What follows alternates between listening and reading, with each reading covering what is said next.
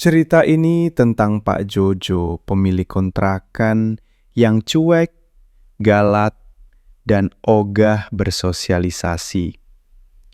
Ia merasa tak butuh tetangga dan lebih mementingkan uang sewa daripada hubungan sosial. Tapi hidupnya berubah drastis. Anaknya bermasalah hukum, istrinya jatuh sakit, kontrakan kosong. Akhirnya, saat ia membuka hati dan mulai berubah, hidupnya pun perlahan membaik. Dan inilah cerita selengkapnya. Di ujung sebuah gang sempit di pinggiran kota, berdiri rumah besar bergaya lama dengan pagar besi hitam tinggi. Rumah itu milik Pak Jojo, seorang pria parubaya yang dikenal dengan wajah masam dan sikap dingin. Bagian belakang rumahnya telah disulap menjadi 4 pintu kontrakan yang laku keras karena lokasi strategis dekat pasar dan sekolah. Tiap bulan ia tinggal duduk terima uang sewa tanpa perlu banyak bicara atau basa-basi. Tapi satu hal yang semua orang tahu, Pak Jojo bukan tipe orang yang bersosialisasi. Kalau ada rapat RT, dia pasti absen. Yuran keamanan, yuran kebersihan, kalaupun dibayar, itu karena sudah ditagih berkali-kali. Alasannya selalu sama. Saya sudah bayar pajak, urusan begitu mah tugas pemerintah. Bukan cuma cuek, Pak Jojo juga terkenal galak. Pernah ada tetangga yang mobilnya parkir agak dekat dengan pagar rumahnya. Besoknya, jalanan depan kontrakan penuh paku. Ada juga penghuni kontrakan yang TV-nya terlalu keras. Langsung ditegur dengan teriakan, bukan bicara baik-baik. Suasana di sekitar kontrakan jadi tegang, dan para penyewa hanya bertahan karena harga murah dan lokasi strategis. Anaknya, Randy, juga jadi masalah. Masih remaja, tapi sudah sering ngebut di gang sempit, nongkrong larut malam, dan kalau ditegur warga, malah balik marah. Warga jadi enggan menegur lagi. Semua memilih diam. Lebih baik menghindar daripada ribut dengan Pak Jojo. Pernah suatu hari, saluran got di depan rumah mampet dan bau menyengat. Warga gotong royong bersihin sama-sama, tapi Pak Jojo hanya duduk di teras rumahnya, merokok sambil berkata sinis, "Urusan got mah tugas kelurahan, bukan warga." Tetangga-tetangga mulai saling berbisik. Bagi mereka, Pak Jojo seperti tembok tinggi di tengah lingkungan yang ingin rukun, tak bisa disentuh dan tak pernah terbuka. Padahal rumahnya ramai, kontrakan selalu penuh. Tapi rumah itu terasa sunyi, sepi dan berat. Ramai oleh suara TV dan motor anaknya, tapi kosong dari sapaan dan kehangatan. Kontrakan ramai, tapi hati Pak Jojo kosong.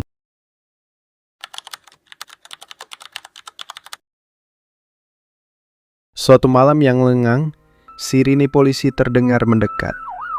Orang-orang mengintip dari balik tirai. Di ujung gang, Randy, anak Pak Jojo, ditangkap polisi karena ikut balapan liar. Wajahnya babak belur, bajunya robek. Ia digelandang tanpa sempat menjelaskan apapun. Pak Jojo kaget, malu, dan marah. Tapi yang paling menyakitkan baginya adalah tak satu pun tetangga datang membantu. Semua diam, beberapa bahkan pura-pura tidak tahu. Ia merasa ditinggalkan. Mereka ini kejam. Anak saya digelandang, gak ada yang peduli. Gerutunya sambil membanting pintu pagar. Tapi ia lupa, selama ini ia tak pernah hadir dalam kehidupan warga. Tak pernah membantu saat warga susah. Tak pernah menyapa, apalagi peduli. Tak lama setelah kejadian itu, istrinya jatuh sakit. Awalnya hanya batuk ringan, tapi makin lama makin parah. Suatu malam, istrinya sesak napas. Pak Joyo panik.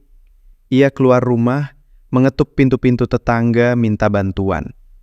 Tapi tak satu pun dibukakan. Ia membonceng sendiri istrinya dengan motor tuanya ke klinik terdekat. Di jalan gelap, hanya ada lampu jalan redup. Di belakangnya, istrinya menggigil kedinginan. Di dadanya, rasa sepi dan takut campur aduk. Keesokan harinya, penghuni kontrakan mulai pindah. Satu demi satu membawa koper. Tidak ada pamit. Mereka hanya meninggalkan kunci di kotak surat. Mereka lelah dengan suasana kontrakan yang panas dan tidak nyaman.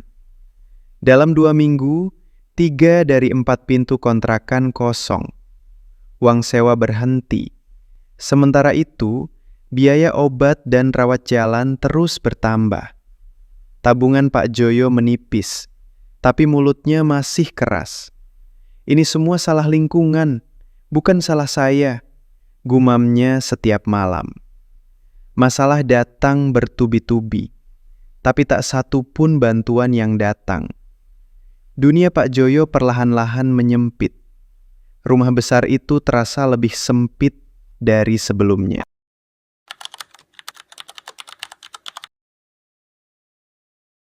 Malam itu hujan gerimis turun pelan. Angin masuk lewat celah jendela tua. Di ruang tengah istrinya terbaring lemas. Selimut kusut membungkus tubuhnya.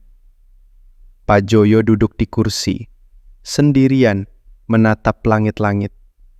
Tiba-tiba, lampu mati. Suara letupan terdengar dari belakang rumah. Kabel tua di dekat meteran meletup.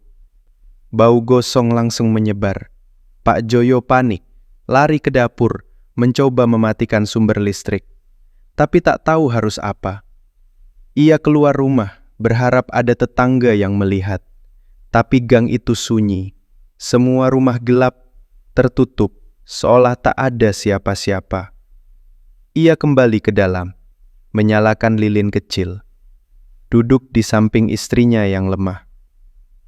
Dalam cahaya temaram, ia merasa hampa. Tak ada yang bisa ia andalkan selain dirinya sendiri.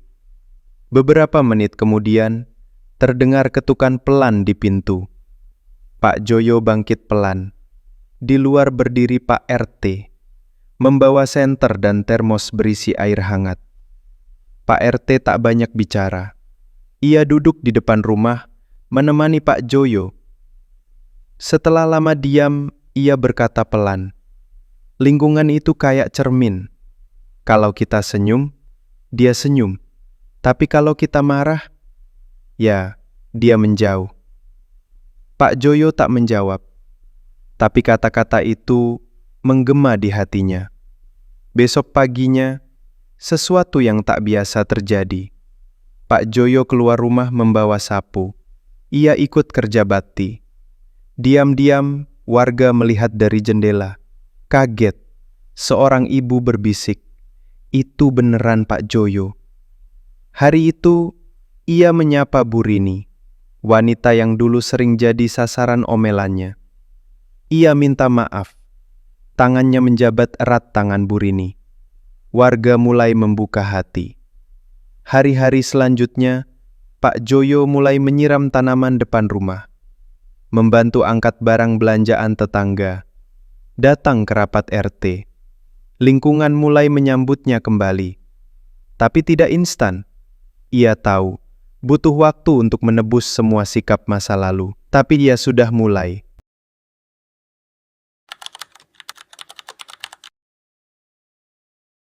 Setahun berlalu sejak malam listrik padam itu. Banyak hal berubah di lingkungan kecil itu. Tapi yang paling mencolok adalah perubahan Pak Joyo. Kontrakan yang dulu suram kini terlihat segar. Tembok dicat ulang, tanaman ditata rapi di pot-pot kecil, halaman bersih, suasana gang menjadi lebih hidup. Setiap pagi Pak Joyo keluar rumah lebih awal, menyapu halaman, menyapa anak-anak sekolah, dan menyempatkan mampir ke warung. Warga kini mengenalnya sebagai orang tua yang ramah. Ia bahkan sering membagikan nasi bungkus untuk janda-janda tua di sekitar gang. Anak bungsunya, Bima, aktif di Karang Taruna. Ikut lomba kebersihan kampung, jadi panitia acara 17 Agustus, dan belakangan dapat beasiswa dari pemerintah daerah. Bima sering mengatakan, "Aku pengen bikin ayah bangga." Para penyewa mulai berdatangan lagi. Mereka merasa nyaman. Tidak ada suara ribut, tidak ada lagi aura tegang. Kontrakan Pak Joyo kini jadi tempat yang dicari. Bukan hanya karena lokasi, tapi karena suasananya yang ramah. Pak Joyo kini duduk bareng warga saat ronda malam. Ikut tertawa, ikut ngobrol santai. Ia sering diminta jadi penengah kalau ada masalah kecil antar warga.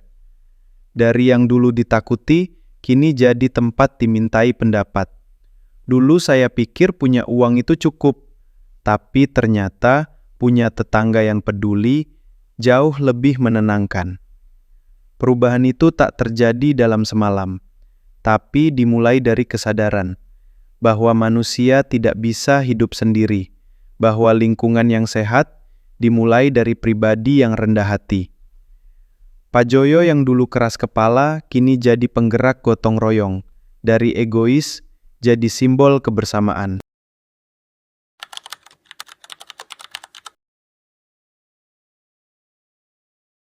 Hidup di tengah masyarakat bukan cuma soal punya rumah besar atau gaji tinggi, tapi soal bagaimana kita memanusiakan manusia lain di sekitar kita.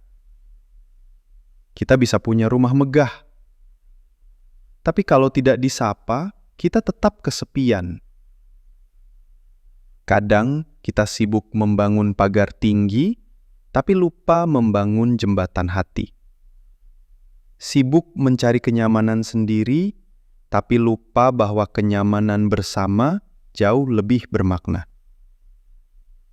Pak Joyo dulunya keras, dingin, dan merasa tak butuh siapa-siapa.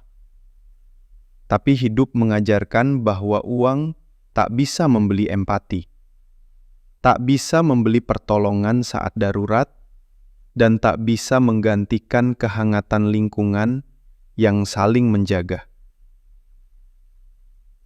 Empati tumbuh dari sikap, dari sapaan sederhana, dari ikut hadir di saat warga butuh, dari membuka hati.